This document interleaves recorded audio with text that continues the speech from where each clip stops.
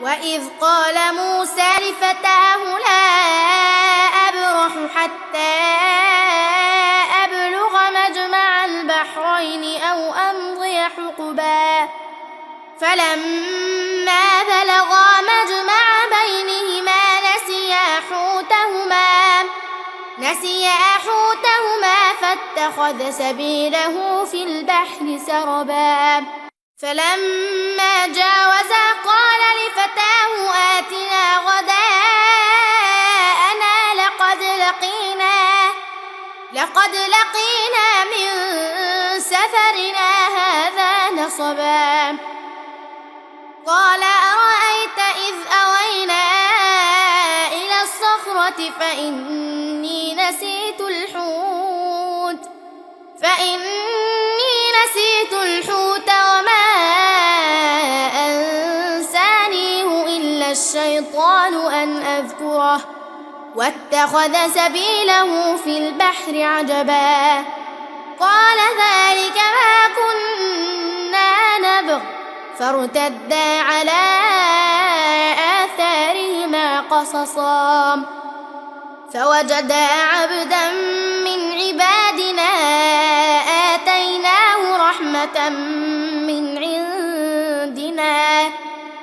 آتيناه رحمة من عندنا وعلمناه من لدنا علما قال له موسى هل أتبعك على أن تعلمني مما علمت رشدا قال إنك لن تستطيع معي صبرا وكيف تصبر على ما لم تحط به خبرا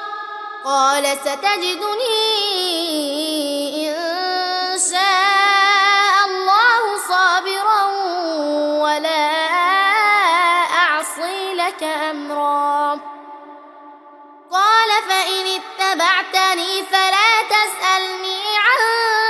شيء حتى أحدث لك منه ذكرا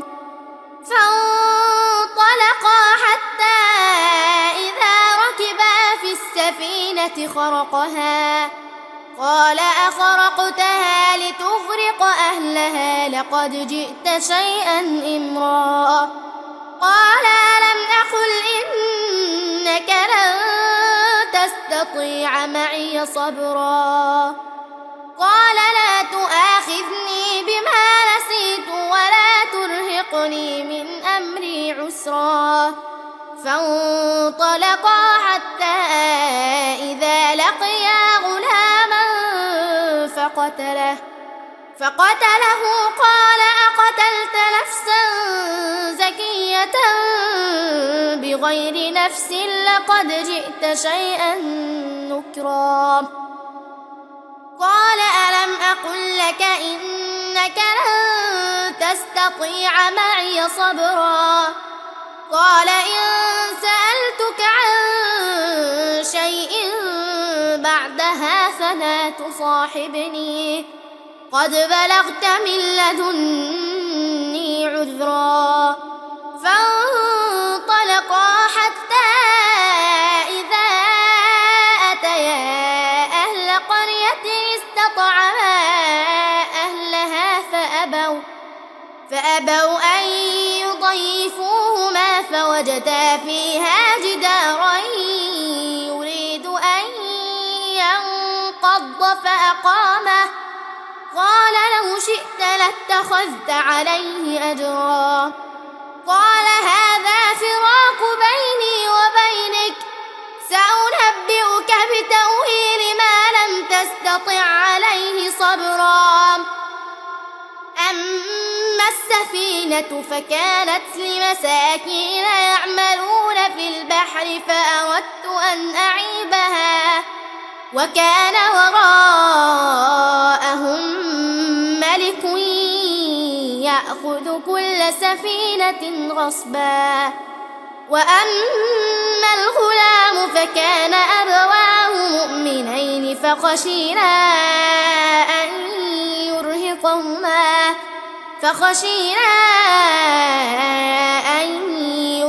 ليرهقهما طغيانا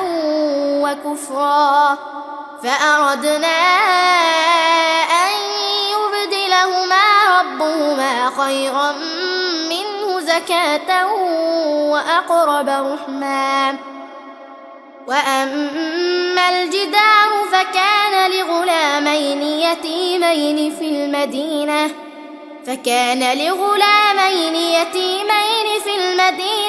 وكان تحته كنز لهما وكان أبوهما صالحا فأراد ربك أن يبلغا أشدهما ويستخرجا كنزهما رحمة من ربك وما فعلته عن أمري ذلك تأويل ما لم تسطع عليه صبرا